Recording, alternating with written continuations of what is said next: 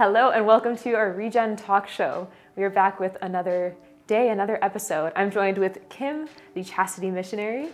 Thank you for joining me. What an honor to be with Michelle. Yeah, so we've got some very rich questions today. So today we're going to look at one. So if you look into the heart of your enemy, what do you think you would find there that is different than your own? Man, what a question. Well, honestly, when I think of this question, there'd be nothing different. As much as I'd want there to be like an extravagant sin that's in there, and like I do not struggle with that. I'm like, even if the heart of my enemy struggles, for example, with a certain sin, I'm like, I'm also sinful. It might be a bit different because, you know, I'm different from my enemy, but the sinfulness, the being drawn to sin is still there.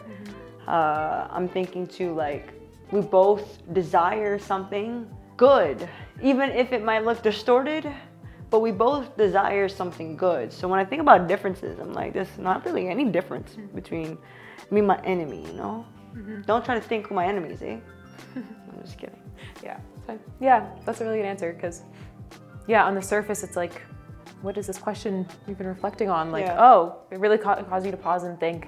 But it's true, like any judgment, any critique that we might put towards someone else, it's like, if I look at my own heart, yeah, it's pretty similar. Yeah, it's similar. We all struggle with the same thing. Yeah. And like you said, for like a disordered motivation, it's like, okay, maybe a misunderstanding in that way, but we all want something good. Even if it's really broken, even if it's really mistaken, we want something that we want, or we want something that seems to be good for us or would satisfy something in us. In many ways, we can have mercy on one another and love, because it's like, wow, okay, we're not all that different. We're not all that, no one's more righteous than another. We all kind of suck. We all kind of suck. Like, and this is not me being as pessimistic, and this is just me being honest. I'm like, for example, I remember there's someone, I'm not saying this person was my enemy, but I think I was very angry towards them, towards a certain unfaithfulness. And there was a certain mentality that I had that I was entitled to have a certain level of judgment towards them because they are being unfaithful to me, to the people around them. I'm entitled to that.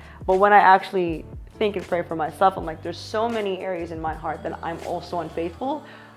But that's what puts us back on the even playing field. In the eyes of God, it's just like, no, you got your own struggles. You struggle with unfaithfulness. You struggle with unfaithfulness.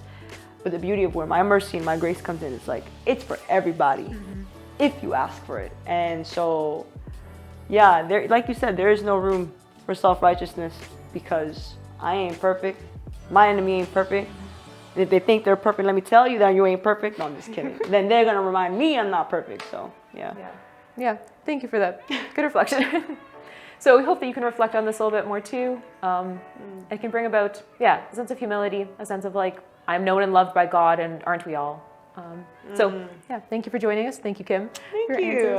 If you like this video, please give it a like, please subscribe, hit the little notification bell somewhere down there so you can be reminded of these videos, and hope to see you sometime soon. Bye.